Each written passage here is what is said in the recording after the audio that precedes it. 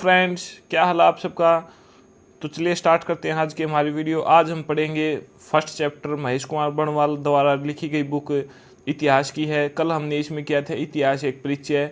कल हमने पढ़ा था कि किस प्रकार इतिहास को बांटा गया है और कैसे कैसे काल हमारे बांटे गए थे 3 भागों में, और उनकी पूरी डिटेल हमने कल अच्छे से जानी थी। ठीक है, तो आज का हमारा आता है फर्स्ट चैप्टर। फर्स्ट चैप्टर हमारा ऐतिहासिक स्रोत। डेली हम एक चैप्टर कंप्लीट करेंगे जैसा कि मैंने कल भी बताया था। तो चलिए स्टार्ट करते हैं। आज का हमारा पहला चैप्टर है ऐतिहासिक स्रोत। तो इसमें हम पढ़ेंगे, सबसे पहले आता है आपका किसी व्यक्ति, समाज अथवा देश से संबंधित महत्वपूर्ण, विशिष्ट व सार्वजनिक क्षेत्र की घटनाओं, तथ्यों आदि का कालक्रमिक विवरण, क्रोनोलॉजिकल डिस्क्रिप्शन इतिहास कहलाता है। तो इसमें इतिहास की डेफिनेशन दे रखी है कि किसी भी व्यक्ति, समाज अथवा देश से संबंधित कोई भी वस्तु, चीज़ या कोई भी घटना जो कि तथ्यों के अनुसार, समय के अनुसार दी गई है, कालक्रमिक विवरण, क्रोनोलॉजिकल डिस्क्रिप्शन होता है, वह इतिहास कहलाता है। इसमें हम देखेंगे कि सीरीज वाइज होती है सारी घटनाएं। ठीक है, यूँ नहीं है कि एक कभी हुई एक कभी हुई, तो वो जो सीरीज होती है उसी को हम कहते हैं इतिहास। ठीक है, जो भी पीछे बीत चुका है हमारा, और जो आगे आने वाले बच्चों के लिए हमारा क्या हो जाएगा, इतिहास। ठीक है, तो इसमें आगे बढ़ते हैं। इतिहास किसी समाज विशेष की सामाजिक, सांस्कृतिक, राजनीतिक एवं आर्थिक स्थिति तथा इन स्थितियों में समय के साथ साथ होने वाले परिवर्तनों को भी प्रस्तुत करता है। और इतिहास में क्या क्या आता है, जो भी समाज में सामाजिक घटनाएं, सांस्कृतिक घटनाएं, राजनीतिक एवं आर्थिक स्थितियां होती हैं, उनमें समय समय के साथ जो भी परिवर्तन होता है वो सब कुछ इसमें इंक्लूड रहता है और इतिहास बनता चला जाता है। तो इसमें आगे चलते हैं कि इतिहास का हमें पता कैसे चलता है। तो सबसे पहले आता है आपका पुरातात्विक स्रोतों से। ठीक है, पुरातात्विक स्रोतों से हमें इतिहास का पता चलता है। इसमें इतिहास, पुरातात्विक स्रोतों की इतिहास में क्या भूमिका रहती है वो हम इसमें पढ़ेंगे। किसी देश अथवा स्थान का इतिहास जानने के लिए तथा उसके उचित विश्लेषण में पुरातात्विक साक्ष्यों व स्रोतों की महत्वपूर्ण भूमिका होती है। पुरातात्विक स्रोतों की किसी की भी स्थान अथवा देश के इतिहास को जानने के लिए उसमें महत्वपूर्ण भूमिका निभाते हैं पुरातात्विक स्रोत। इन पुरातात्विक स्रोतों के अंतर्गत क्या क्या आते हैं आपके, अभिलेख, सिक्के, स्मारक, भवन, मूर्तियां, बर्तन आदि शामिल किए जाते हैं। तो अगर पूछे कि पुरातात्विक साक्ष्यों में क्या क्या शामिल करोगे आप, तो इसमें हम करेंगे अभिलेख, सिक्के, स्मारक, भवन, मूर्तियां वह बर्तन आदि इसमें शामिल किए जाते हैं। ठीक है, तो और क्या क्या शामिल होता है, अधिकांश पुरातात्विक साक्ष्य प्राचीन टिल्लों से प्राप्त होते हैं, माउंट्स से। ठीक है, कि खुदाई से प्राप्त किए जाते हैं। जो भी पुरातात्विक साक्ष्य प्राचीन टिल्लों से हमें मिले हैं वो खुदाई से हम प्राप्त करते हैं, मोस्टली जो होते हैं। ठीक है, तो अधिकांश पुरातात्विक साक्ष्य हमें कहाँ से मिलते हैं, टिल्लों की खुदाई से। अभी देखते हैं कि टिल्ला क्या होता है, तो जानते हैं टिल्ले के बारे में, टिल्ले की डेफिनेशन पढ़ते हैं। तो इसमें आता है आपका, टिल्ला धरती की सतह के ऊपर उभरे हुए भाग को कहते हैं। जो हमारी पृथ्वी होती है, धरती होती है, इसमें अगर कोई भी भाग उभरा हुआ जाता है वह क्या कहलाता है, टिल्ला कहलाता है, जिसके नीचे पुरानी वस्तुओं के अवशेष विद्यमान होते हैं। ठीक है, देखिए ये मान लीजिए हमारी पृथ्वी हो गई, तो ये कई जगह ऐसे समतल होती है और कई जगह ऐसे यूँ उबड़ खाबड़ सी होती है। ठीक है, तो जो पृथ्वी का ये उभरा हुआ भाग होता है वो है क्या कहलाता है, आपका टिल्ला कहलाता है। ठीक है, ये हो गई आपकी टिल्ले की डेफिनेशन। इसके नीचे पुरानी बस्तियों के अवशेष विद्यमान होते हैं। उसके बाद आगे चलते हैं। ये कई प्रकार के हो सकते हैं, जैसे कि एकल सांस्कृतिक, मुख्य सांस्कृतिक और बहुसांस्कृतिक। ठीक है, तो एक कई प्रकार के हो सकते हैं। इसमें 3 प्रकार के बताए गए हैं आपके, एकल सांस्कृतिक, मुख्य सांस्कृतिक और बहुसांस्कृतिक। आगे बढ़ते हैं। प्राचीन टिल्लों अथवा स्मारकों का उत्खनन कर वहां से प्राप्त वस्तुओं व कलाकृतियों के आधार पर क्रमिक ऐतिहासिक विश्लेषण करना पुरातत्व विज्ञान कहलाता है, आर्कियोलॉजी कहलाता है। ठीक है, तो कई बार डेफिनेशन पूछ ली जाती है या फिर क्वेश्चन दे देगा कि इसका जो पुरातत्व विज्ञान की जो डेफिनेशन है वो क्वेश्चन में दे देगा और पूछ लेगा कि इसको क्या कहते हैं।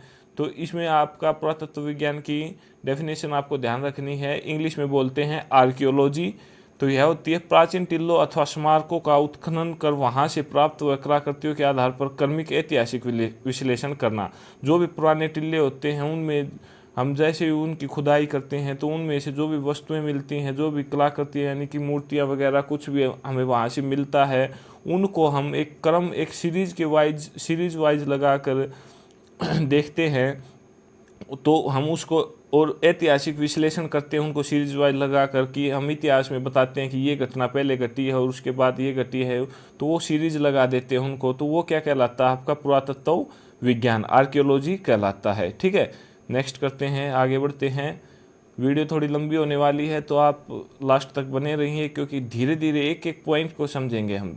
ठीक है, पश्चिमोत्तर भारत में हुए उत्खननों में से ऐसे नगरों का पता चलता है जिनकी स्थापना लगभग 2500 ईस्वी पूर्व हुई थी। ठीक है, आगे बढ़ते हैं। इसमें हम पढ़ेंगे कि सिंधु घाटी सभ्यता, जैसे जैसे हम बढ़ते जाएंगे आगे सारी की सारी बातें आपको थोड़ी थोड़ी ध्यान में आती हुई जाएंगी और इंटरेस्ट भी आपका बनता चला जाएगा।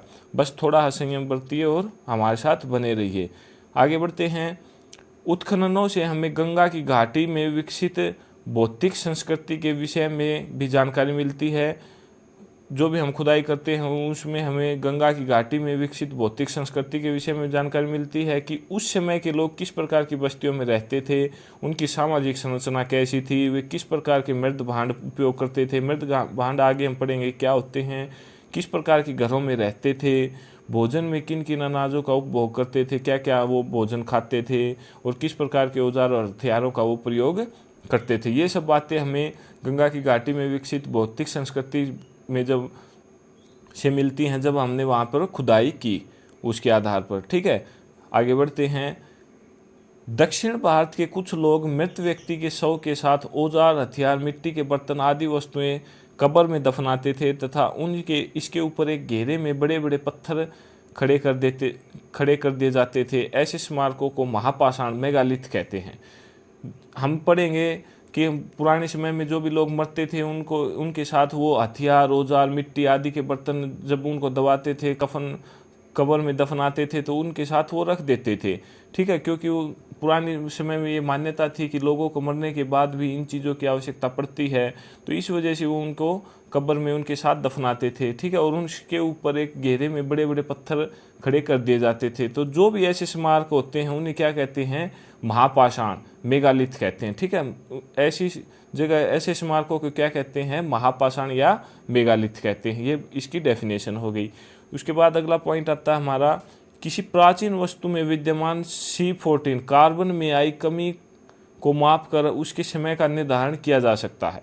वेरी इंपॉर्टेंट क्वेश्चन, बार बार एग्जाम में ये पूछा भी जाता है। ठीक है, SSC में बहुत बार पूछा गया है कि किसी भी वस्तु को हम कैसे पहचानेंगे कि वह कितनी पुरानी है, क्योंकि हमें तो पता नहीं रहता कि जब हम खुदाई करते हैं तो यह कितनी पुरानी वस्तु है। तो इसके आधार पर हम तो सबके लोगों में क्वेश्चन उठा कि किस चीज़ के आधार पर हम यह पहचानेंगे कि यह उस समय की वस्तु है। तो प्रत्येक वस्तु में हम देखते हैं कि कार्बन 14 की मात्रा रहती है, और उसमें जो कार्बन 14 रहता है उसमें जो कमी आती है उसी के अकॉर्डिंग हम यह निर्धारण करते हैं कि यह कौन सी समय की वस्तु है। ठीक है, तो क्वेश्चन पूछेगा आपसे कि कौन से कार्बन की वजह से या किसकी वजह से हम यह पहचान सकते हैं कि यह कौन सी समय की वस्तु है। तो आपका राइट आंसर हो जाएगा कार्बन 14। C14 की कमी या C14 की उपस्थिति बोल सकते हो आप, या C14 की में आई कमी के माप के आधार पर उसकी समय का निर्धारण होता है। ठीक है, चलिए आगे बढ़ते हैं। आगे आता है आपका, यह कैसे पता चलता है कि ये C कार्बन क्या होता है, इसके बारे में बताया गया है इसमें। तो रेडियो कार्बन डेटिंग एक ऐसी विधि है जिसके द्वारा यह पता लगाया जाता है कि कोई वस्तु किस काल से संबंधित है। जैसा कि मैंने अभी बताया वही बात यहाँ पे डिस्क्राइब की गई है। तो कि यह रेडियो कार्बन डेटिंग विधि बोलते हैं इसको। तो यह एक ऐसी विधि है जिसके द्वारा हम यह पता लगाते हैं कि यह वस्तु किस काल से संबंधित है। रेडियो कार्बन या कार्बन 14 कार्बन का रेडियोधर्मी रेडियो एक्टिव समस्थानिक आइसोटोप है जो सभी वस्तुओं में विद्यमान होता है। जैसा कि मैंने बताया कि ऐसे भी वस्तुओं में विद्यमान होता है, इसी की वजह से हम पता लगाते हैं कि वस्तु किस समय से संबंधित है, ठीक है, किस काल से संबंधित है, ये वही बातें बताई गई हैं। चलिए आगे बढ़ते हैं। रेडियो कार्बन डेटिंग विधि से पता चला है कि राजस्थान और कश्मीर में कृषि का प्रचलन लगभग 7000 से 6000 ईस्वी पूर्व में भी था, ठीक है। इसी कार्बन ये रेडियो कार्बन डेटिंग विधि है जिसके कारण हमें पता चला है कि राजस्थान और कश्मीर में कृषि का प्रचलन लगभग 7000 से 6000 ईस्वी पूर्व में भी था, ठीक है। इसके बाद आगे बढ़ते हैं। पौधों के अवशेषों का परीक्षण कर विशेषतः परागों के विश्लेषण द्वारा जलवायु और वनस्पति का इतिहास जाना जाता है। तो पौधों के अवशेषों का परीक्षण, जो भी हम खुदाई करते हैं उसमें कई बार पौधों के अवशेष भी मिल जाते हैं, उन्हीं के परीक्षण करके हमें परागों के विश्लेषण द्वारा जलवायु और वनस्पति का इतिहास जान जाते हैं हम, ठीक है। उसके बाद पशुओं की हड्डियों का परीक्षण करके उनकी आयु की पहचान की जाती है। पशुओं की हड्डियाँ भी हमें खुदाई के दौरान मिलती हैं, तो उसकी परीक्षण करके हमें उनकी आयु की पहचान की जाती है। उनके पालतू होने व अनेक प्रकार के कार्य में लाए जाने का पता लगाया जाता है, ठीक है। ये सब बातें हमें जब हम खुदाई करते हैं तो जो भी चीज़ें मिलती हैं उनको अलग अलग आधार पर बांट कर हम उन्हें पहचान सकते हैं, ठीक है। आगे बढ़ते हैं। सिक्के आता है आपका नेक्स्ट टॉपिक। तो सिक्कों के अध्ययन को मुद्रा शास्त्र न्यूमिस्टिक्स कहते हैं, ठीक है। तो सिक्कों के अध्ययन, क्वेश्चन पूछेगा आपसे कि सिक्कों के अध्ययन को क्या कहते हैं, तो सिक्कों के अध्ययन को आपका बोलते हैं मुद्रा शास्त्र, न्यूमिस्मेटिक्स, ठीक है, न्यूमिस्मेटिक्स कहते हैं। Very important question. चलिए आगे बढ़ते हैं। मुद्राओं की बनावट व एवं उनमें प्रयुक्त धातुओं की मात्रा के आधार पर ऐतिहासिक घटनाओं पर प्रकाश पड़ता है।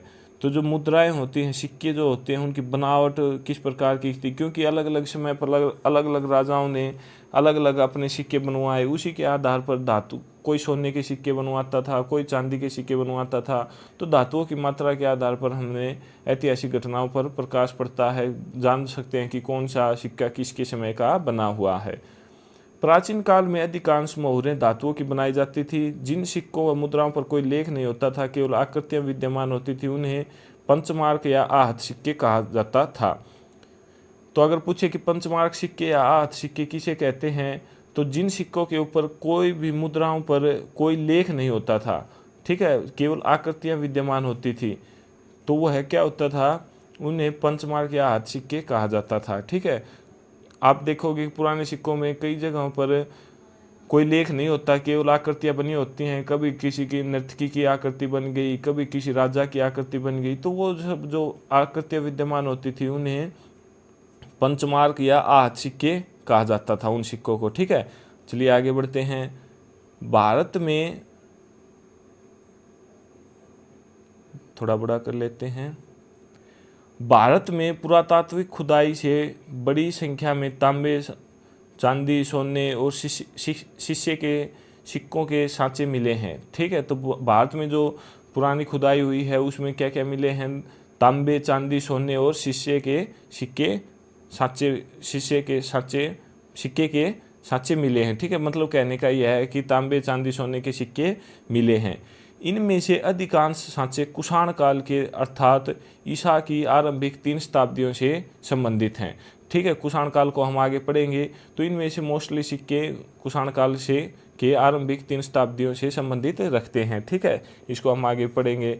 भारत में मिले आरंभिक सिक्कों का प्रतीक चिन्ह मिलते हैं, परंतु बाद के सिक्कों पर राजाओं और देवताओं के नाम तथा तिथियां अंकित मिलती हैं। जैसा कि हमने अभी पहले पढ़ा था थोड़ी देर पहले कि कई जगह पर जो है कुछ लेख नहीं लिखा होता, एक अकेली कुछ मतलब बोल सकते हो प्रतीक चिन्ह या कुछ स्मृतियाँ बनी हुई थी, तो वो अकेले थे। तो बाद में हम देखते हैं कि बाद में जो राजाएं हुए हैं, देवताओं के नाम तथा तिथियां अंकित मिली हैं, जिससे हमें इतिहास की जानकारी प्राप्त करने में बहुत लाभ हुआ है, ठीक है। तो हमने पढ़ा था कि जिन पर कुछ लेख नहीं लिखा होता वो क्या कहलाते हैं, अभी थोड़ी देर पहले अभी हमने पढ़ा। आगे बढ़ते हैं। सिक्कों पर लेख एवं तिथियां उत्कीर्ण करने की परंपरा सर्वप्रथम यूनानी शासकों ने आरंभ की। Very important question. आपसे क्वेश्चन पूछेगा कि सिक्कों के ऊपर लेख एवं तिथियां उत्कीर्ण करने की परंपरा किस शासकों ने प्रारंभ की? तो वह थी आपकी यूनानी शासकों ने। यूनानी शासकों ने लेख एवं तिथियां सिक्कों के ऊपर लिखना शुरू किया। ठीक है, वेरी इंपॉर्टेंट क्वेश्चन। आगे बढ़ते हैं। Same as it is question पूछे जाएंगे आपसे, बस थोड़ा ध्यान लगाकर आराम से पढ़ते रहें। आगे बढ़ते हैं। सिक्कों का प्रयोग दान दक्षिणा, इसमें अभी बताया गया है कि सिक्कों का प्रयोग किस किस में किया जाता था। तो दान दक्षिणा, खरीद बिक्री, कुछ लेना बेचना हो, वेतन मजदूरी, जैसे कोई आदमी किसी का पास काम करता है तो उसको वेतन मजदूरी के बदले पैसे सिक्के दे दिए जाते थे, आदि के भुगतान में होता था। इसलिए सिक्कों का आर्थिक इतिहास के अध्ययन में भी महत्वपूर्ण योगदान होता है। ठीक है, तो हम जैसे ही आर्थिक इतिहास पढ़ते हैं तो उसमें सिक्कों का महत्वपूर्ण योगदान होता है। आगे बढ़ते हैं। भारत में सर्वाधिक सिक्के मौर्योत्तर काल के मिले हैं, जो विशेषतः शिष्य, पोटेन, तांबे, कांस्य, चांदी और सोने से निर्मित हैं। तो भारत में सर्वाधिक सिक्के मौर्योत्तर काल के मिले हैं। आगे बढ़ते हैं। वेरी इंपॉर्टेंट, यहाँ से आपको 2-3 क्वेश्चन देखने को मिलेंगे। गुप्त शासक हम पढ़ेंगे आगे हिस्ट्री में कि गुप्त काल रहा है, तो यहाँ से एक क्वेश्चन पूछा गया है कि सिक्कों का जिक्र आ रहा है, तो इसलिए जो गुप्त शासक है ने सबसे अधिक सोने के सिक्के जारी किए। ठीक है, तो आपसे क्वेश्चन पूछेगा कि इतिहास में सबसे अधिक सोने के सिक्के कौन से शासकों ने जारी किए, तो वो थे आपके गुप्त शासक। ठीक है, उसके बाद आता है आपका जबकि सर्वाधिक शुद्ध सोने के सिक्के गुप्त शासकों ने, और सर्वाधिक शुद्ध सोने के सिक्के कुषाण शासकों ने। कुषाण वंश हम पढ़ेंगे तो उसमें हम पढ़ते हैं कि सर्वाधिक शुद्ध सोने के सिक्के कुषाण शासकों ने और सोने के सिक्के गुप्त शासकों ने, जबकि सातवाहन शासकों ने सबसे अधिक शिष्य के सिक्के जारी किए। तो 3 क्वेश्चन बन गए आपके यहाँ से, पजल नहीं होना है। शिष्य से बन गया, से बन गया आपका सातवाहन। ठीक है, इसमें तो पजल होने की बात ही नहीं है। शिष्य, सातवाहन, शिष्य के सिक्के सातवाहन शासकों ने अधिक जारी किए। उसके बाद सर्वाधिक शुद्ध सोने के सिक्के कुषाण शासकों ने। ठीक है, कुषाण शासकों ने सर्वाधिक शुद्ध सोने के सिक्के। उसके बाद सोने के सिक्के सबसे अधिक गुप्त शासकों ने जारी किए। ठीक है, तो 3 क्वेश्चन बन गए, ध्यान रखना आप इनका। आगे बढ़ते हैं। नेक्स्ट पेज आता है हमारा, इसमें हम पढ़ेंगे अभिलेख। अभिलेख क्या होता है? ठीक है, सबसे पहला पॉइंट आया है हमारा अभिलेख। तो अभिलेख सिक्कों से अत्यधिक महत्वपूर्ण है। इसके अध्ययन को पुरालेख शास्त्र एपिग्राफी कहते हैं। वेरी इंपॉर्टेंट, आपसे क्वेश्चन पूछेगा अभिलेख के अध्ययन को क्या कहते हैं, तो इसको बोलते हैं आपका पुरालेख शास्त्र एपिग्राफी कहते हैं। ठीक है, इसके बाद हम आगे बढ़ते हैं। अभी हमने थोड़ी देर पहले सिक्के पढ़े थे, तो सिक्कों के अध्ययन को क्या कहते हैं आप कमेंट बॉक्स में कमेंट करके बताओ। अभिलेखों के अध्ययन को बोलते हैं पुरालेख शास्त्र एपिग्राफी। चलिए नेक्स्ट आगे बढ़ते हैं। भारत के संदर्भ में सर्वाधिक प्राचीन अभिलेख मध्य एशिया के बोगाजकोई से प्राप्त हुआ है। तो भारत के संदर्भ में सर्वाधिक अभिलेख कहाँ से प्राप्त हुए हैं? बोगाजकोई से प्राप्त हुए हैं। इस अभिलेख से में इंद्र, वरुण, मित्र एवं नासत्य नामक वैदिक देवताओं के नाम मिलते हैं। तो जो अभिलेख हमने बोगाजकोई से प्राप्त हुए हैं भारत के सर्वाधिक, वो उस पर क्या क्या मिलते हैं? इंद्र, वरुण, मित्र एवं नासत्य वैदिक देवताओं के नाम मिलते हैं। अभी हम इसको अभिलेखों को एक ग्राफ के द्वारा भी समझेंगे। उससे पहले 2-4 पॉइंट और हैं, उनको क्लियर करते हैं। वो आपके अभिलेख एवं दूसरे पुराने दस्तावेजों की प्राचीन तिथि के अध्ययन को एक मिनट, हाँ चलिए आगे बढ़ते हैं। अभिलेख एवं दूसरे पुराने दस्तावेजों के प्राचीन तिथि के अध्ययन को क्या बोला जाता है? पुरालिपि शास्त्र। ठीक है, तो अभिलेख एवं दूसरे पुराने दस्तावेजों की प्राचीन तिथि के अध्ययन को पुरालिपि शास्त्र पैलियोग्राफी कहते हैं। ठीक है, अभिलेख मोहरों, प्रस्तमों, स्तूपों, चट्टानों और ताम्रपत्रों पर मिलते हैं। इसके अतिरिक्त मंदिर की दीवारों, ईंटों, मूर्तियों पर भी मिलते हैं। ठीक है, तो इसमें बोला गया है कि अभिलेख के साथ साथ दूसरे पुराने दस्तावेजों की प्राचीन तिथि के अध्ययन को पुरालिपि शास्त्र पैलियोग्राफी कहते हैं। ठीक है, इसमें अभिलेख कहाँ पर मिलते हैं? आपके मोहरों, प्रशस्त्र स्तंभों, स्तूपों, चट्टानों और ताम्रपत्रों पर मिलते हैं तथा इसके अलावा मंदिर की दीवारों, ईंटों व मूर्तियों पर भी देखने को मिलते हैं। आगे बढ़ते हैं। आरंभिक अभिलेख प्राकृत भाषा में हैं। भाषा हुई प्राकृत, वो जो प्रारंभिक अभिलेख हुए हैं वो प्राकृत भाषा में हैं।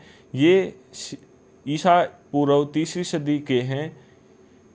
अभिलेखों में संस्कृत भाषा ईसा की 2री सदी से मिलने लगी तथा 4वीं-5वीं सदी से इसका सर्वत्र व्यापक प्रयोग होने लगा। ठीक है, जैसे जैसे हम आगे बढ़ेंगे तो हम देखेंगे कि फलाना अभिलेख उसका है, ये उसका अभिलेख है। तो जो पहले अभिलेख हुए हैं वो प्राकृत भाषा में थे और बाद में जो 2री सदी से मिलने वाले अभिलेख हैं वो संस्कृत भाषा में मिलने लग गए और उसके बाद यह सारी 4वीं-5वीं सदी में इनका सर्वत्र व्यापक प्रयोग होने लगा। ठीक है, तो अभी हम प्राचीन इतिहास के स्रोतों को एक ग्राफ के माध्यम से समझते हैं। ग्राफ में क्या बताया गया है? तो प्राचीन इतिहास के स्रोत 3 भागों में डिवाइड किए। साहित्यिक साक्ष्य को 2 भागों में, धार्मिक साहित्य और लौकिक साहित्य। दूसरा आपका प्राचीन इतिहास के स्रोतों में विदेशी यात्रा का विवरण हम पढ़ेंगे। दूसरे देशों से जो लेखक या फिर आपके जो भी घूमने वाले यात्री आए हैं उनसे हमें क्या प्राप्त हुआ है प्राचीन इतिहास के बारे में। और उसके बाद हम पढ़ेंगे पुरातात्विक साक्ष्य, अभिलेख, मुद्राएं, स्मारक, भवन और मूर्तियां, चित्रकला। ठीक है, धार्मिक साहित्य में हम पढ़ेंगे ब्राह्मण साहित्य और ब्राह्मणोत्तर साहित्य। ब्राह्मण साहित्य में हम पढ़ेंगे वेद, जो कि इसमें बताया गया है कि वेद का अर्थ क्या होता है? ज्ञान। उसके बाद उपनिषद का अर्थ होता है समीप बैठना, गुरु के समीप बैठना। उसके बाद आरण्यक और पुराण, स्मृति, रामायण और महाभारत। रामायण महाभारत हमारे महाकाव्य हुए हैं। ब्राह्मणोत्तर साहित्य में हम पढ़ेंगे बौद्ध ग्रंथ और जैन ग्रंथ को।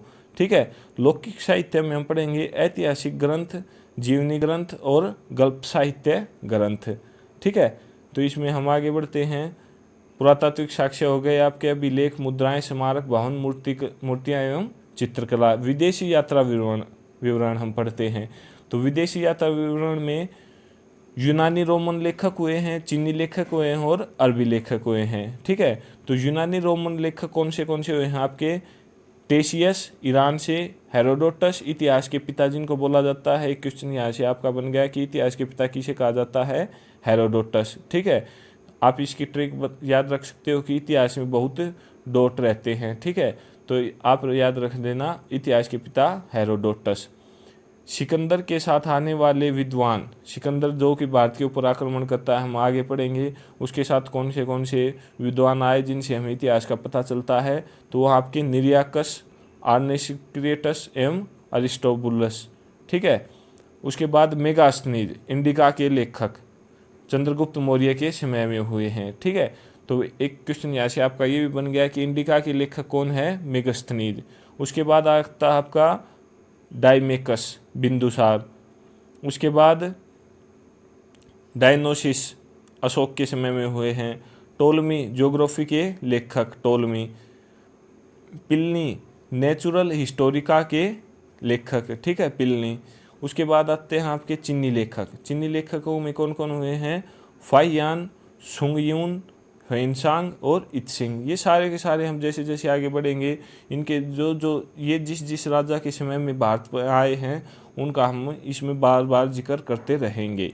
ठीक है, उसके बाद अरबी लेखक आते हैं आपके। अरबी लेखकों में हैं आपके सुलेमान, अलमसुदी और अलबरूनी। तहकीक हिंद के लेखक, तहकीक हिंद के लेखक कौन है? अलबरूनी और इब्न बतूता।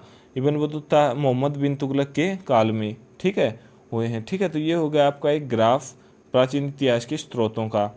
उसके बाद आते हैं अभिलेखों में प्रयुक्त लिपियाँ। तो अभिलेखों में प्रयुक्त लिपियाँ, सबसे पहला पॉइंट है आपका ब्राह्मी लिपि को। इसमें बताया गया है कि अभिलेख जो हमें प्राप्त हुए हैं उनमें कौन सी लिपियाँ प्रयुक्त हुई हैं। तो ब्राह्मी लिपि, तो जो अशोक के अधिकतर शिलालेख हैं वो ब्राह्मी लिपि में है। ठीक है, हम पढ़ेंगे अशोक का जब समय आएगा तो हम पढ़ेंगे कि अशोक के अभिलेखों, शिलालेखों को, तो उसमें हम देखेंगे कि ब्राह्मी लिपि का प्रयोग किया गया है। उसमें यह लिपियाँ बाएं से दाएं लिखी जाती थी। ठीक है, तो ब्राह्मी लिपि कैसे लिखी जाती थी? बाएं से दाएं लिखी जाती थी। उसके बाद आती है खरोष्ठी लिपि। अशोक के कुछ शिलालेख खरोष्ठी लिपि में हैं। अशोक के अधिकतर शिलालेख ब्राह्मी लिपि में हैं, लेकिन कुछ शिलालेख खरोष्ठी लिपि में भी हैं, जो कि दाएं से बाएं लिखी जाती है। ब्राह्मी लिपि बाएं से दाएं और खरोष्ठी लिपि दाएं से बाएं लिखी जाती है। ठीक है, ध्यान रखना। यूनानी एवं आर्मेइक लिपि। पाकिस्तान और अफगानिस्तान में अशोक के शिलालेखों में इन लिपियों का प्रयोग हुआ है। तो जो पाकिस्तान और अफगानिस्तान में अशोक के शिलालेख हुए हैं, उनमें यूनानी एवं आर्मेइक लिपि का प्रयोग किया गया है। ठीक है, चलिए नेक्स्ट बढ़ते हैं। अगला पॉइंट आता है हमारा, थोड़ा बड़ा कर लेते हैं अभी। मौर्य सम्राट अशोक के अनेक अभिलेख देश के विभिन्न भागों से मिले हैं, जिनसे उनके साम्राज्य की सीमा, धर्म और शासन नीति पर प्रकाश पड़ता है। ठीक है, तो मौर्य साम्राज्य के अशोक हुए हैं, उनके अभिलेख हमें अलग अलग जगहों से मिले हैं, जिससे उसकी साम्राज्य की सीमा, धर्म और शासन नीति, जो भी उस समय जो भी कार्य उसने किए हैं, तो वो सारे के सारे उसने अभिलेखों के ऊपर लिखवा दिए गए और उनसे अभी हमें उनकी प्रख्यातियों का पता चलता है। ठीक है, आगे बढ़ते हैं। उदयगिरी से प्राप्त हाथी गुम्फा अभिलेख से कलिंग नरेश खारवेल की उपलब्धियों के संदर्भ में जानकारी मिलती है। तो जो अलग अलग जगह पे अलग अलग शासकों के अभिलेख हमें मिले हैं, तो उनसे अलग अलग शासकों की हमें उपलब्धियां बोल सकते हो कि क्या क्या उन्होंने कार्य किए, वो सब वो अभिलेखों के ऊपर लिखवा देते थे, तो उनसे उनके बारे में हमें जानकारी मिलती है। तो पूछे कि उदयगिरी से हाथी गुम्फा अभिलेख मिला है, उससे हमें कौन से राजा की उपलब्धियों का पता चलता है? तो कलिंग नरेश खारवेल की। उसके बाद आता है आपका शक अक्षत्र पर रुद्रदमन दामन के जूनागढ़ अभिलेख से शक शासक रुद्रदमन अशोक व चंद्रगुप्त के संदर्भ में जानकारी प्राप्त होती है। ठीक है, तो चलिए अभी हम कुछ प्रमुख अभिलेख व शासक पढ़ते हैं कि कौन सा अभिलेख कौन से शासक के बारे में हमें बताता है। डायरेक्ट क्वेश्चन पूछ लेगा कि यह अभिलेख कौन से शासक के बारे में बताता है, 4 ऑप्शन दे देगा आपको। ठीक है, तो सबसे पहला आता है आपका हाथी गुम्फा अभिलेख। तो हाथी गुम्फा अभिलेख किसके बारे में बताता है? कलिंग नरेश खारवेल के बारे में। उसके बाद ऐहोल अभिलेख पुलकेशिन द्वितीय के बारे में। ये सारे के सारे शासक हम पढ़ेंगे आगे धीरे धीरे। जैसे जैसे हम आगे बढ़ते जाएंगे, देखना आपके सारे के सारे डाउट क्लियर होते चले जाएंगे। ठीक है, नासिक अभिलेख गौतमी बलसरी। उसके बाद है जूनागढ़ अभिलेख रुद्रदमन के बारे में पता चलता है। प्रयाग स्तंभ अभिलेख समुद्रगुप्त के बारे में, वेरी इंपॉर्टेंट। उसके बाद मंदसौर अभिलेख मालवा नरेश यशोवर्मन के बारे में पता चलता है। ठीक है, उसके बाद आता है आपका ग्वालियर अभिलेख प्रतिहार नरेश भोज के बारे में पता चलता है। ठीक है, उसके बाद देवपाड़ा अभिलेख बंगाल शासक विजयसेन के बारे में, देवपाड़ा अभिलेख से बंगाल शासक विजयसेन के बारे में पता चलता है। उसके बाद आता है आपका भीतरी व जूनागढ़ अभिलेख स्कंदगुप्त के बारे में। ये सारे के सारे राजा हम पढ़ेंगे। नोट, भारत का सर्वप्रथम उल्लेख हाथी गुम्फा अभिलेख में मिलता है, वेरी इंपॉर्टेंट। आपसे पूछेंगे कि भारत का सर्वप्रथम उल्लेख कौन से अभिलेख से मिलता है, तो वह आपका हाथी गुम्फा अभिलेख से। ठीक है, हाथी गुम्फा अभिलेख अभी हमने पढ़ा कलिंग नरेश खारवेल के बारे में हमें बताता है। चलिए नेक्स्ट बढ़ते हैं आगे। नेक्स्ट है हमारा वशिष्ठ पुत्र पुलुवामी के नासिक गुहा अभिलेख के माध्यम से उनकी धार्मिक सहिष्णुता और उनकी संस्कृति के संदर्भ में जानकारी प्राप्त होती है। यह अभिलेख है उन जिनसे हमें अलग अलग जगह से अलग अलग राजा के बारे में हमें पता चलता है, वो सब बताया गया है। ठीक है, आगे बढ़ते हैं। समुद्रगुप्त के प्रयाग स्तंभ अभिलेख से समुद्रगुप्त की विजय व विजित राजाओं के साथ उनकी नीतियों के संदर्भ में जानकारी प्राप्त होती है। तो प्रयाग स्तंभ अभिलेख समुद्रगुप्त से हो गया। ठीक है, उसके बाद हम पढ़ते हैं आगे, वेरी इंपॉर्टेंट, मौर्योत्तर और गुप्त काल के अधिकांश अभिलेख कार्पस इंस्क्रिप्शनियम इंडिकारम नामक ग्रंथमाला में संकलित कर प्रकाशित किए गए हैं। ठीक है, उसके बाद आगे बढ़ते हैं। सबसे पुराने अभिलेख हड़प्पा संस्कृति की मोहरों पर मिलते हैं। ये लगभग 2500 ईस्वी पूर्व के हैं। ठीक है, तो हड़प्पा संस्कृति हम पढ़ेंगे जो कि 2500 ईस्वी पूर्व के आसपास है। ठीक है, तो इस बात का भी हमें अभिलेखों के द्वारा ही पता चला है। हड़प्पा संस्कृति के अभिलेख अभी तक पढ़े नहीं जा सके हैं। ये भाव चित्रात्मक लिपि में लिखे गए हैं, जिनमें विचारों और वस्तुओं को चित्रों के रूप में व्यक्त किया जाता था।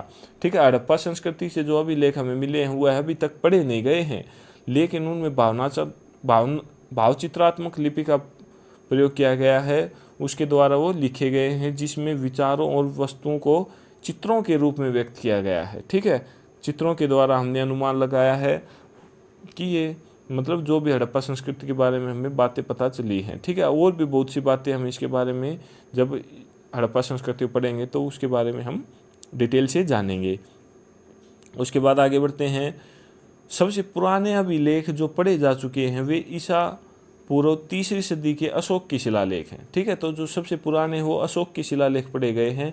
इन अभिलेखों को पढ़ने में सर्वप्रथम 1837 में जेम्स प्रिंसेप को सफलता मिली, जो उस समय बंगाल में ईस्ट इंडिया कंपनी की सेवा में उच्च पद पर कार्यरत थे। वेरी इंपॉर्टेंट, बहुत बार एग्जाम में पूछा जाता है कि अशोक के शिलालेखों को किसने पढ़ा, तो 1837 में जेम्स प्रिंसेप ने। ठीक है, जेम्स प्रिंसेप ने 1837 में अशोक के शिलालेखों को पढ़ा, जो कि ब्राह्मी लिपि में लिखे गए हैं। तो अगर पूछे कि जेम्स प्रिंसेप कौन थे, उस समय 1837 में बंगाल में ईस्ट इंडिया कंपनी की सेवा में उच्च पद पर कार्यरत थे। ठीक है, बड़े ऑफिसर थे जेम्स प्रिंसेप, उन्होंने अशोक के शिलालेखों को पढ़ा था। ठीक है, उसके बाद आगे पढ़ते हैं। ये ग्राफ दिया हुआ आपका पुरातात्विक स्तंभ अभिलेख व उनके स्थान। ठीक है, तो सबसे पहले आता है स्तंभ लेख, उसके बाद स्थल, उसके बाद यह स्तंभ लेख कौन से व्यक्ति से संबंध रखता है, कौन से शासक से संबंध रखता है। उसके बाद समय दे रखा है कि कौन सा समय था, गुप्तकालीन, मौर्यकालीन, इस प्रकार। उसके बाद अभिलेख की विषय वस्तु कि इसके बारे में क्या क्या बताया गया है, इस पर क्या क्या लिखा गया है। ठीक है, अभिलेख पर। तो सबसे पहले आता है आपका मेहरौली स्तंभ लेख। ठीक है, मेहरौली स्तंभ लेख यह कहाँ पर पड़ता है, मेहरौली में, दिल्ली में, कुतुब मीनार और परिसर। उसके बाद संबंध व्यक्ति इस मेहरौली स्तंभ लेख पर किसका विवरण देखने को मिलता है, चंद्रगुप्त द्वितीय का। किससे संबंध रखते हैं चंद्रगुप्त द्वितीय, गुप्तकालीन से। ठीक है, इसमें क्या लिखा गया, यह स्तंभ चंद्रगुप्त द्वितीय के वैष्णव होने, बंगाल विजय तथा सप्त सिंधु के समीप विभिन्न राजाओं के समूह से युद्ध एवं विजय के विवरण प्रदान करता है। मूलतः यह स्तंभ विष्णुपद पहाड़ी, संभवतः उदयगिरी, मध्य प्रदेश पर स्थापित था, जिसे बाद में दिल्ली के किसी शासक द्वारा यहाँ दिल्ली में स्थापित करवाया गया। ठीक है, पहले यह संभवतः यह उदयगिरी मध्य प्रदेश में था, उसके बाद जिसके बाद दिल्ली के किसी शासक द्वारा वहाँ से उठाकर दिल्ली में स्थापित करवाया गया। तो इसमें चंद्रगुप्त द्वितीय के वैष्णव होने, बंगाल की विजय और स्तंभ सप्त सिंधु के समीप विभिन्न राजाओं के समूह से युद्ध के बारे में इसमें बताया गया है। ठीक है, उसके बाद हम आगे बढ़ते हैं। नेक्स्ट आपका प्रयाग प्रशस्ति स्तंभ लेख, यह कहाँ पे पड़ता है, प्रयागराज में, यूपी में। समुद्रगुप्त के बारे में बताया गया है, गुप्तकालीन से ये समुद्रगुप्त संबंध रखते थे। इसमें बताया गया है कि संस्कृत में रचित यह प्रशस्ति मूलतः एक अशोक स्तंभ पर अंकित है, जो समुद्रगुप्त द्वारा 200 ईस्वी में कौशाम्बी से प्रयाग लाया गया था। ठीक है, कौशाम्बी से प्रयाग लाया गया। इस पर समुद्रगुप्त के दरबारी कवि हरिसेन किसके समय में हैं, समुद्रगुप्त में के समय में ने काव्यात्मक शैली में समुद्रगुप्त के वंश परिचय एवं उसकी विजयों एवं राज्य विस्तार का वर्णन किया गया है। ठीक है, तो इन अभिलेखों पर राज्य की उपलब्धियां लिखी मिलती हैं। ठीक है, तो आप ध्यान रखना कि कौन से स्तंभ लेख पर किसकी क्या उपलब्धि लिखी गई है। ठीक है, और कौन सा जो स्तंभ लेख है वह किस राज्य से कौन से शासक से संबंध रखता है। ठीक है, तो आपका प्रयाग प्रशस्ति स्तंभ लेख हो गया समुद्रगुप्त से। आगे बढ़ते हैं। बौद्ध स्तंभ लेख भरहुत स्तना मध्य प्रदेश में पड़ता है। ठीक है, राजा वासुदेव के बारे में बताया गया है, शुंग काल से संबंध रखते हैं राजा वासुदेव। इस अभिलेख से शुंग वंश के विषय में जानकारी प्राप्त होती है। ठीक है, तो शुंग वंश के विषय में जानकारी कौन से अभिलेख से प्राप्त होती है, बौद्ध स्तंभ लेख से, जो कि मध्य प्रदेश सतना में आपका पड़ता है। राजा वासुदेव इससे संबंध रखते हैं। ठीक है, नेक्स्ट आपका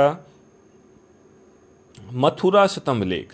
मथुरा स्तंभ लेख, जैसे कि मथुरा से पता चलता है, नाम से ही मथुरा कहाँ पर पड़ता है, यूपी में। इसमें चंद्रगुप्त द्वितीय का संबंध है। ठीक है, किसका संबंध है, कौन से शासक का, चंद्रगुप्त द्वितीय का मथुरा स्तंभ लेख से।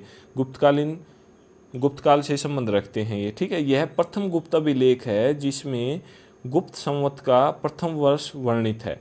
गुप्त संवत हम पढ़ेंगे, उसमें यह प्रथम गुप्त अभिलेख है जिसमें गुप्त संवत का प्रथम वर्ष वर्णित है। इस स्तंभ लेख द्वारा वैष्णव धर्म के अनुयायी गुप्त सम्राट की धार्मिक सहिष्णुता पर प्रकाश पड़ता है। इसमें माहेश्वर समुदाय के उदिताचार्य का भी वर्णन है। ठीक है, तो मथुरा स्तंभ लेख मथुरा यूपी में पड़ता है, चंद्रगुप्त द्वितीय से यह संबंध रखता है और गुप्त काल से संबंध रखता है। ठीक है, तो नेक्स्ट आगे बढ़ते हैं। आगे आता है आपका गरुड़ स्तंभ लेख। ठीक है, ये कुछ एक स्तंभ लेख दिए गए हैं, आप इनको एक दो बार रिवाइज करोगे तो आसानी से याद हो जाएंगे। तो गरुड़ स्तंभ लेख हेलियोडोरस स्तंभ बेसनगर विदिशा मध्य प्रदेश में यह है आपका। किस व्यक्ति से संबंध रखता है, भागभद्र होलियोडोरस, इंडो ग्रीक शासक एंटियोलाल्डिकिडस का राजदूत। ठीक है, शुंग काल से। अभिलेख की विषय वस्तु, इसमें किसके बारे में क्या बताया गया है, इसमें दो अभिलेख उत्कीर्ण है। एक अभिलेख में हेलियोडोरस को वासुदेव का अनुयायी बताते हुए उसके द्वारा स्तंभ के निर्माण का वर्णन है, तथा दूसरे अभिलेख में महाभारत के एक श्लोक का उल्लेख है। ठीक है, नेक्स्ट है एरण स्तंभ अभिलेख, वेरी इंपॉर्टेंट, बहुत बार एग्जाम में पूछा गया है। तो एरण स्तंभ लेख कहाँ पर पड़ता है आपका, मध्य प्रदेश में एरण जगह पर। किससे संबंध रखता है, समुद्रगुप्त से, वेरी इंपॉर्टेंट। तो एरण स्तंभ लेख किससे संबंध रखता है, जब हम समुद्रगुप्त पढ़ेंगे तो वहाँ पे भी इसका जिक्र आएगा, तो आप ध्यान रखना समुद्रगुप्त से। ठीक है, नेक्स्ट किससे संबंध, कौन से काल से संबंध है, गुप्त काल से। क्या पता चलता है इससे, यह स्तंभ लेख समुद्रगुप्त के व्यक्तिगत मामलों की जानकारी देता है। ठीक है, तो व्यक्तिगत मामलों की जानकारी कौन सा स्तंभ देता है, एरण स्तंभ अभिलेख समुद्रगुप्त के। यह विदर्भी शैली में है, इस पर अंक उत्कीर्ण किए गए हैं। ठीक है, नेक्स्ट आपका एरण स्तंभ अभिलेख, एरण मध्य प्रदेश में पड़ता है, बुद्ध गुप्त से संबंध रखते हैं, गुप्त काल के समय का है। अभी यह स्तंभ लेख भगवान विष्णु का सर्वप्रथम अभिलेखीय प्रमाण है, तथा इसमें भगवान विष्णु की महिमा में महाराजा मातृ विष्णु एवं धन्य विष्णु द्वारा ध्वज स्तंभ के निर्माण का उल्लेख है। इसमें सप्ताह के दिनों के नामों का प्रारंभिक उल्लेख किया गया है। ठीक है, तो इसमें सप्ताह के दिनों का नामों का प्रारंभिक अभिलेख किया गया है एरण स्तंभ अभिलेख से। ठीक है, आगे बढ़ते हैं। नेक्स्ट आता है आपका भीतरी स्तंभ लेख, भीतरी जगह पर पड़ता है, गाजीपुर उत्तर प्रदेश में। स्कंदगुप्त से संबंध है, गुप्त काल के समय का। इस लेख में स्कंदगुप्त के वंश परिचय, हुणों के आक्रमण तथा स्कंदगुप्त द्वारा उनके दमन का उल्लेख है। ठीक है, नेक्स्ट आपका बिहार स्तंभ लेख, बिहार शरीफ पटना बिहार में पड़ता है, स्कंदगुप्त से गुप्तकालीन। इस स्तंभ के पर कोई तिथि अंकित नहीं है। इस पर स्कंदगुप्त तक के गुप्त शासकों तथा कुछ पदाधिकारियों का उल्लेख है। ठीक है, आगे बढ़ते हैं। बिलसड़ स्तंभ लेख, बिलसड़ जगह में एट्टा यूपी में कुमारगुप्त प्रथम गुप्त काल के समय में संबंध रखता है। इस अभिलेख में गुप्त संवत 96 अंकित है तथा कुमारगुप्त तक के गुप्त शासकों का उल्लेख है। इसी अभिलेख में ध्रुव शर्मा नामक एक ब्राह्मण द्वारा कार्तिकेय मंदिर तथा धर्मसंघ के निर्माण का उल्लेख भी मिलता है। ठीक है, नेक्स्ट करते हैं एरण स्तंभ लेख, मध्य प्रदेश में भानुगुप्त से संबंध रखता है, गुप्तकालीन। ठीक है, 510 ईस्वी के इस अभिलेख में भानुगुप्त को विश्व का सर्वश्रेष्ठ वीर कहा गया है। ठीक है, तो कौन से स्तंभ लेख में भानुगुप्त को सर्वश्रेष्ठ वीर कहा गया है, तो वह है आपका एरण स्तंभ लेख में। तथा हुणों के विरुद्ध यह युद्ध करते हुए उसके मित्र गोपराज की मृत्यु तथा उसके पश्चात गोपराज की पत्नी के सती होने का उल्लेख मिलता है एरण स्तंभ लेख से भानुगुप्त में। से संबंध जो रखता है उसका। नेक्स्ट है आपका लास्ट, तालगुंडा स्तंभ लेख, शिमोगा मैसूर कर्नाटक, शांतिवर्मन और मयूरशर्मन गुप्तकालीन। यह स्तंभ लेख दक्षिण में कदमों के इतिहास के अध्ययन का महत्वपूर्ण स्रोत है। इसमें कदम शासक मयूरशर्मन के पल्लवों से संघर्ष का उल्लेख है। ठीक है, तो ये कुछ एक आपके स्तंभ लेख थे, कौन से राजा से संबंध रखते हैं और किस समय से संबंध रखते हैं और कहाँ पर पढ़ते हैं आपको, और इनके बारे में, इन पर किसके बारे में क्या क्या बताया गया है, वो सब बातें हमने यहाँ पर डिस्कस की। ठीक है, ये आगे भी आती रहेंगी, आप पजल मत होना, बोर मत होना कि ये क्या हो गया, ये इनको कैसे याद करें। तो हम जैसे जैसे शासक पढ़ेंगे उनमें भी ये दोबारा से आएंगे आगे आपके, तब आपको रिवाइज अच्छे से हो जाएंगी। ठीक है, तो नेक्स्ट बढ़ते हैं आगे, साहित्यिक स्रोत। साहित्यिक स्रोत, यद्यपि प्राचीन भारतीयों को लिपि का ज्ञान 2500 ईस्वी पूर्व में भी था, परंतु हमारी प्राचीनतम उपलब्ध पांडुलिपियाँ ईसा की 4वीं सदी से पहले की नहीं है तथा मध्य एशिया से प्राप्त हुई हैं। भारत में पांडुलिपियाँ भोजपत्र और ताड़पत्रों पर लिखी मिलती हैं, परंतु मध्य एशिया में जहाँ भारत से प्राकृत भाषा फैल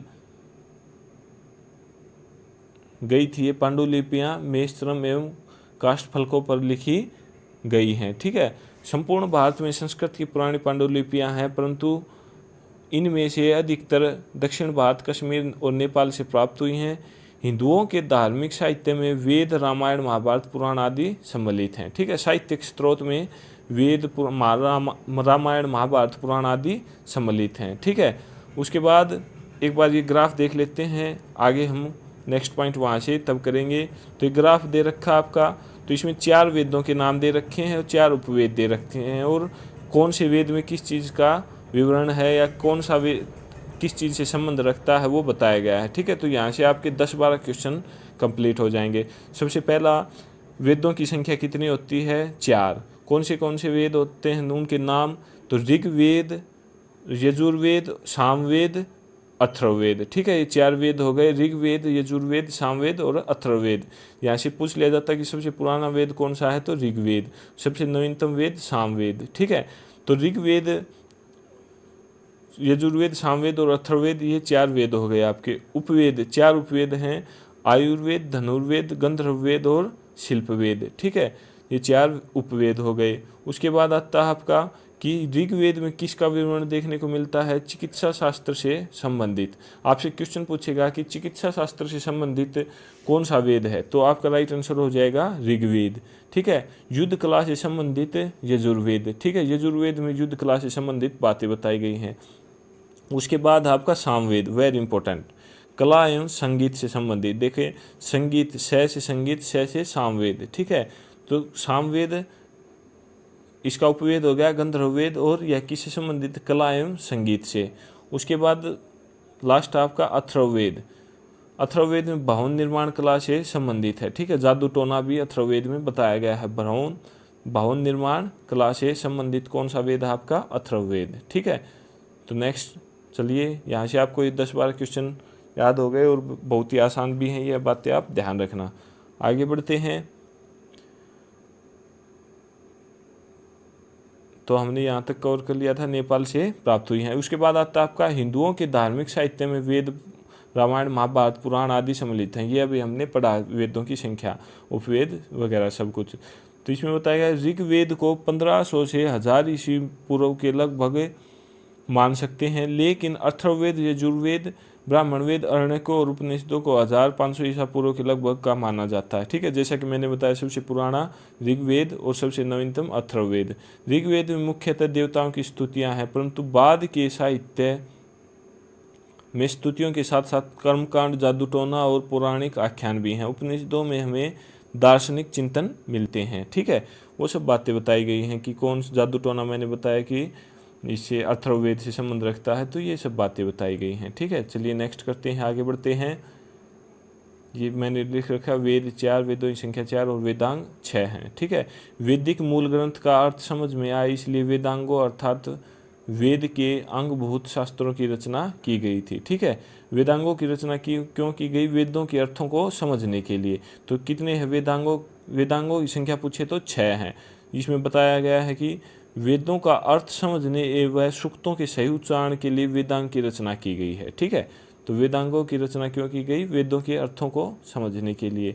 6 वेदांग दे रखे हैं, इनको पढ़ते हैं। सबसे पहला आता है आपका शिक्षा। वैदिक शब्दों के शुद्ध उच्चारण हेतु इसका निर्माण किया गया। ठीक है, वैदिक जो वेदों में शब्द हैं उनके शुद्ध उच्चारण हेतु इसका निर्माण किया गया। उसके बाद है कल्प। वैदिक कर्मकांडों को संपन्न करने हेतु विधि एवं नियम। ठीक है, उसके बाद है व्याकरण। इसमें नामों एवं धातुओं की रचना एवं उपसर्ग प्रत्यय के प्रयोग हेतु नियम बताए गए हैं। उसके बाद है निरुक्त।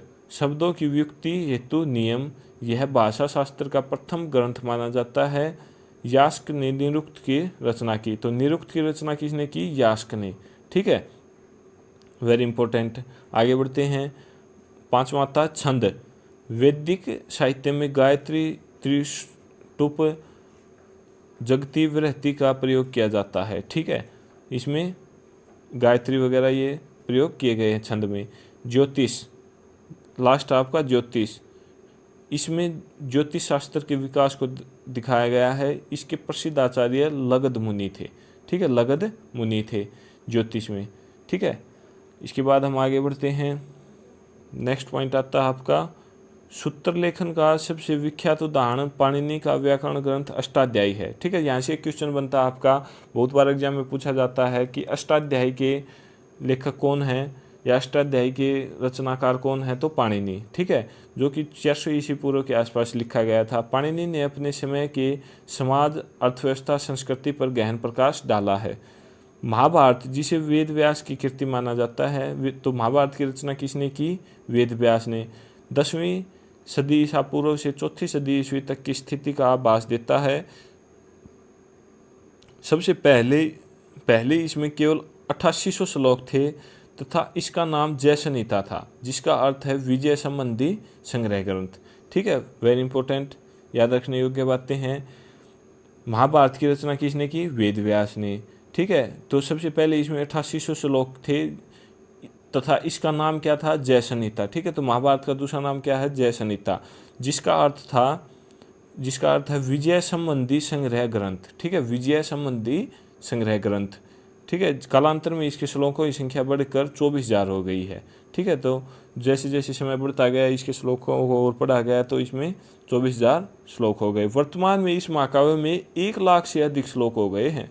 ठीक है, अगर वर्तमान स्थिति को देखें तो इसमें 1 लाख से अधिक श्लोक हो गए हैं। तदनुसार यह सतसाहिश्री संहिता या महाभारत कहलाने लगा है। ठीक है, इसे तत्कालीन राजनीतिक, सामाजिक, आर्थिक स्थिति का ज्ञान होता है। ठीक है, तो इसमें तत्कालिक सामाजिक और आर्थिक स्थिति बताई गई है कि किस प्रकार पांडवों और कौरवों के बीच युद्ध हुआ था। जो भी सारी बातें वही हैं, हस्तिनापुर से संबंधित जो भी बातें हम महाभारत के टॉपिक को जब करवाएंगे तो उस समय उसकी पूरी बातें डिस्कस करेंगे।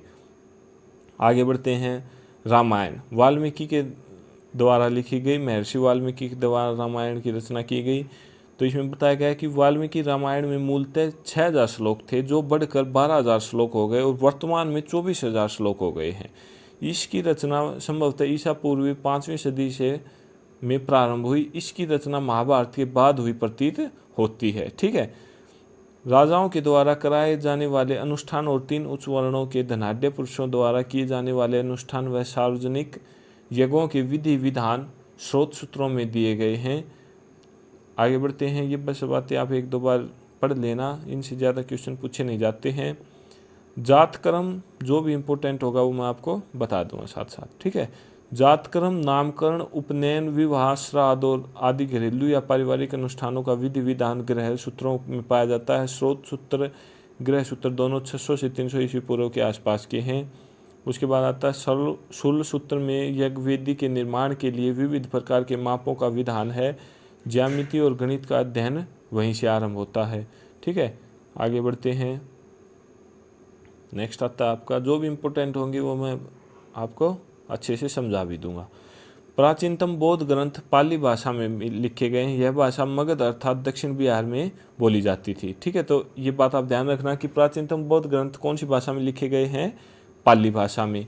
उसके बाद आता है आपका, इन ग्रंथों में हमें केवल बुद्ध के जीवन के विषय में नहीं बल्कि उनके समय में उत्तरी बिहार और उत्तर पूर्वी उत्तर प्रदेश के कई शासकों के विषय में जानकारी मिलती है। ऐसा विश्वास था कि गौतम के रूप में जन्म लेने से पहले बुद्ध 550 से अधिक पूर्व जन्मों से पशु के रूप में भी गुजारे थे। ठीक है, ये कुछ गौतम बुद्ध, जैसे कि हम बौद्ध धर्म पढ़ेंगे उसके बारे में बताया गया है कि ऐसा माना जाता है कि वह गौतम के रूप में जन्म लेने से पहले 550 और जन्म ले चुके थे और पशु के रूप में भी रह चुके थे, जिनका वर्णन जातक कथाओं में है। जातक कथाएं बौद्ध धर्म के सुत्पिटक के सुदृढ़ निकाय का 10वां भाग है। ठीक है, बौद्ध ग्रंथ को हम जब पढ़ेंगे बौद्ध धर्म को तो उस समय भी ये बातें आपको आएंगे आगे। ये महात्मा बुद्ध के पूर्व जन्म संबंधी कथाएं, ये कथाएं बुद्ध की बुद्धत्व प्राप्त करने के लिए उद्यमशील अवस्था को दर्शाती हैं। आगे बढ़ते हैं। जैन ग्रंथ की रचना प्राकृत भाषा में हुई थी। तो पूछा जाता है कि जैन ग्रंथ की भाषा कौन सी है, तो प्राकृत भाषा है। ईसा की 6ठी सदी में गुजरात के वल्लभी नगर में इन्हें अंतिम रूप से संकलित किया गया था। धर्मसूत्र, स्मृतियाँ और टीकाएं, इन तीनों को मिलाकर धर्मशास्त्र कहा जाता है। तो धर्मशास्त्र किसे कहा जाता है? धर्मसूत्र, स्मृतियाँ और टीकाएं, इन तीनों को मिलाकर जो बनता है वो धर्मशास्त्र कहलाता है। धर्मशास्त्र का संकलन 500 से 200 ईस्वी पूर्व में हुआ था। कौटिल्य का अर्थशास्त्र, कौटिल्य चाणक्य एक ही बंदा था जिसके बारे में हम पढ़ेंगे आगे। तो अर्थशास्त्र की रचना किसने की थी? कौटिल्य ने। अत्यंत महत्वपूर्ण विधि ग्रंथ है। यह 15 अधिकरणों या खंडों का में विभक्त है। इसमें प्राचीन भारतीय राजतंत्र व अर्थव्यवस्था के अध्ययन के लिए महत्वपूर्ण सामग्री मिलती है। ठीक है, प्राचीन भारतीय राजतंत्र एवं अर्थव्यवस्था के अध्ययन के बारे में इसमें बहुत सी बातें मिलती हैं। कालिदास ने काव्य और नाटक लिखे जिसमें अभिज्ञान शाकुंतलम सबसे प्रसिद्ध है। तो अभिज्ञान शाकुंतलम किसकी रचना है? कालिदास की। ठीक है, कुछ प्राचीनतम तमिल ग्रंथ भी हैं जो संगम साहित्य में संकलित हैं। राजाओं द्वारा संरक्षित विद्या केंद्रों में एकत्र होकर कवियों और भाटों ने 3-4 सदियों में इस साहित्य का सृजन किया था। ऐसी साहित्यिक सभा को संगम कहते थे। जो भी पुराने समय में विद्या केंद्रों में एकत्रित होकर कवियों और भाटों के द्वारा जो भी साहित्य का सृजन किया गया उसे क्या बोला गया? संगम बोला गया। इसलिए इस समय लिखे गए संपूर्ण साहित्य संगम साहित्य कहलाए गए। ठीक है, पर संगम साहित्य के नाम से प्रसिद्ध हो गए। संगम ग्रंथ वैदिक ग्रंथों से विशेषकर ऋग्वेद से भिन्न प्रकार के हैं। ये धार्मिक ग्रंथ भी नहीं है। इसके अंतर्गत अनेक कवियों ने मुक्तकों व प्रबंध काव्यों की रचना की है जिनमें बहुत से नायकों और नायिकाओं का गुणगान है। संगम साहित्य के प्रमुख ग्रंथ हैं तोलकामिप्य, शिल्पाधिकारम एवं मणि मेखले। ठीक है, मणि मेखले। आगे बढ़ते हैं। संगम ग्रंथों में बहुत से नगरों का उल्लेख मिलता है। इनमें उल्लेखित कावेरीपट्टनम का समृद्धिपूर्ण अस्तित्व पुरातात्विक साक्ष्य से प्रमाणित हुआ है। ईसा की आरंभिक सदियों में प्रायद्वीपीय तमिलनाडु के लोगों के सामाजिक, आर्थिक और राजनीतिक जीवन के अध्ययन के लिए संगम साहित्य हमारा एकमात्र प्रमुख स्रोत है। ठीक है, आगे बढ़ते हैं। विदेशी विवरण। विदेशी विवरण के बारे में पढ़ते हैं कि कौन से समय पर लोग विदेश से आए हैं और उनसे हमें इतिहास के बारे में जानकारी प्राप्त होती है। ठीक है, तो चलिए आगे बढ़ते हैं। यूनानी लेखकों ने 326 ईस्वी पूर्व में भारत पर आक्रमण करने वाले सिकंदर के समकालीन के रूप में सेंड्रोकोटस के नाम का उल्लेख किया है। यूनानी विवरणों में सेंड्रोकोटस और चंद्रगुप्त मौर्य, जिनके राज्यारोहण की तिथि 322 ईस्वी पूर्व निर्धारित की गई है, एक ही व्यक्ति थे। यह पहचान प्राचीन भारत के तिथिक्रम के लिए सुदृढ़ आधारशिला बन गई। ठीक है, तो सिकंदर ने जब भारत के ऊपर आक्रमण किया था तो उस समय के बारे में ये सब बातें हुई हैं। चंद्रगुप्त मौर्य के दरबार में दूत बनकर आए मेगास्थनीज की इंडिका। तो इंडिका की रचना किसने की? मेगास्थनीज ने। उन उद्धरणों के रूप में सुरक्षित हैं जो अनेक प्रख्यात लेखकों की रचनाओं में आए हुए हैं। ठीक है, हेरोडोटस इतिहास का पिता कहा जाता है। अभी थोड़ी देर पहले भी हमने पढ़ा था। इन्होंने हिस्टोरिका नामक पुस्तक की रचना की। तो हिस्टोरिका पुस्तक की रचना किसने की? हेरोडोटस ने, जो कि इतिहास के पिता कहे जाते हैं।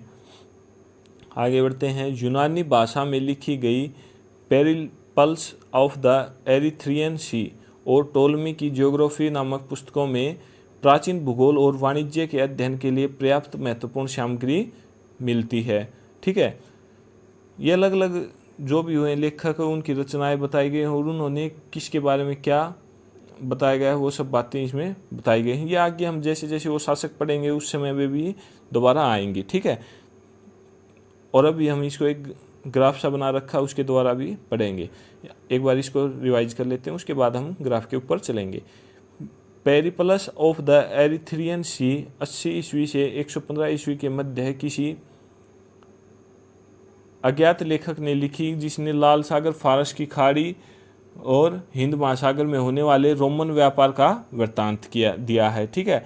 टोलमी की ज्योग्राफी 150 ईस्वी के आसपास की मानी जाती है। पिलनी की नेचुरल हिस्टोरिका ईसा की पहली सदी की है। यह लैटिन भाषा में तथा यह हमें भारत और इटली के बीच होने वाले व्यापार की जानकारी देती है। उसके बाद आता है आपका कोस्मोस इंडिकाप्लेटस।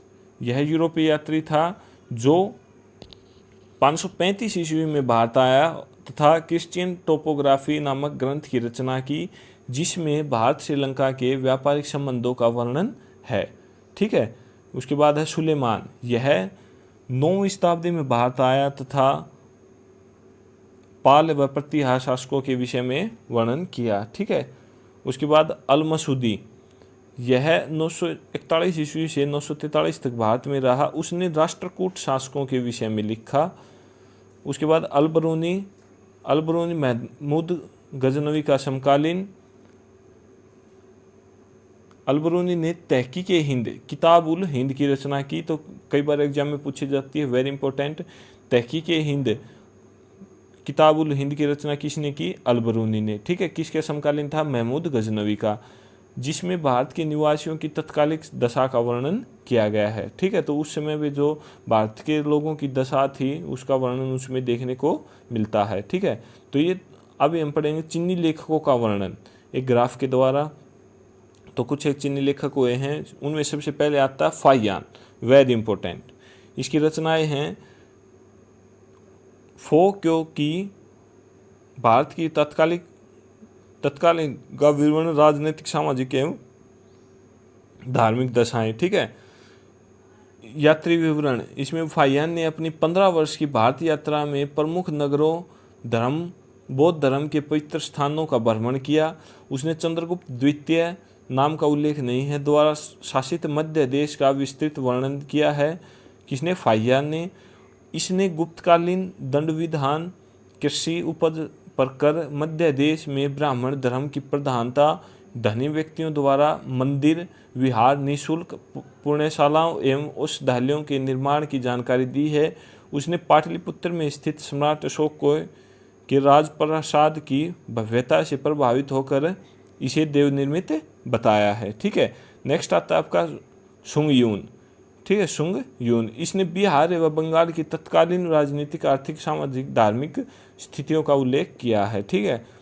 Hiuen Tsang, very important. इसकी रचना कौन सी है? सीयू की। ह्वेनसांग का बार बार जिक्र आएगा, आगे हम पढ़ेंगे तो इसकी रचना है सीयू की, ठीक है।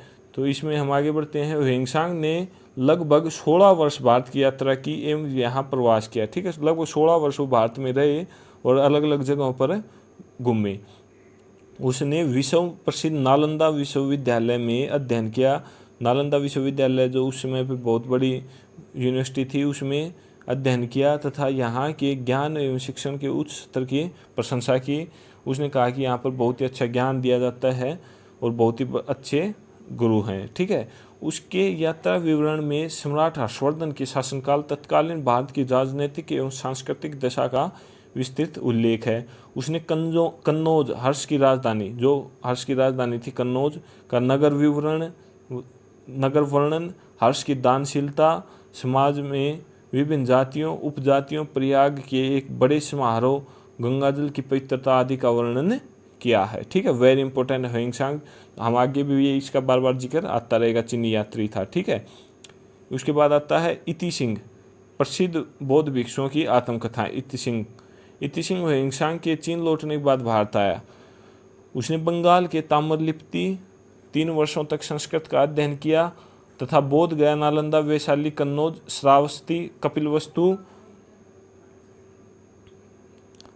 आदि स्थानों की यात्रा की। अपनी यात्रा वृत्तांत में उसने नालंदा एवं विक्रमशिला विश्वविद्यालयों की शिक्षा प्रणाली हर्षकालीन समाज तथा तत्कालीन भारत में प्रचलित बौद्ध धर्म के 4 संप्रदायों का उल्लेख किया है। इत्सिंग चीन वापस जाते समय अपने साथ बौद्ध त्रिपिटकों की 400 प्रतियां ले गया था। ठीक है, अगला आता है आपका मातवेन लिन। ठीक है, मातवेन लिन, इसने हर्षवर्धन के पूर्वी भारत पर आक्रमण अभियान का वर्णन किया है। उसके बाद आता है चाओजू कुआ। चाओजू कुआ चूफान ची, इसकी रचना है चूफान ची। इससे 13वीं शताब्दी के चीनी अरबी व्यापार का विवरण प्राप्त होता है। ठीक है, इस रचना से जो चीनी अरबी व्यापार हुआ था उसका वर्णन प्राप्त होता है। ठीक है, तो ये था आज का हमारा पहला चैप्टर, जो कि हमने बहुत ही अच्छे से कंप्लीट किया। धीरे धीरे हमने हर एक लाइन को पढ़कर उसको समझा है।